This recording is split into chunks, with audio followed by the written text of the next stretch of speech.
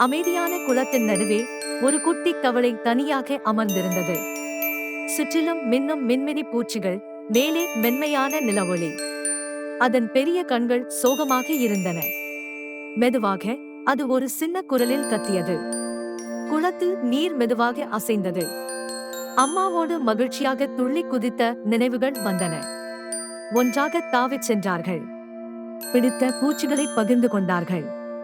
மழையில் ஒரு பெரிய இலையின் கீழ் அணைத்துக் கொண்டு படுத்திருந்தார்கள். அந்த நினைவுகள் இனிமையாக இருந்தன. ஆனால் இப்போது அம்மா இல்லை. குட்டி தவளையின் கண்ணிலிருந்து ஒரு துளி நீர் குளத்தில் விழுந்தது. அப்போது தூரத்தில் ஒரு பழக்கப்பட்ட சத்தம் கேட்டது. ஒரு கத்தல். குட்டி தவளையின் கண்கள் பிரகாசித்தன. நாணல்களுக்கு பின்னால் இருந்து அதன் அம்மா வந்தது. குட்டி தவளை மகிழ்ச்சியில் துள்ளியது. அம்மா வேகமாக வந்தது. இரண்டும் குளத்தின் நடுவே இருந்த தாமரை இலையில் ஒன்றாக குதித்தன. அவை அணைத்துக் கொண்டன.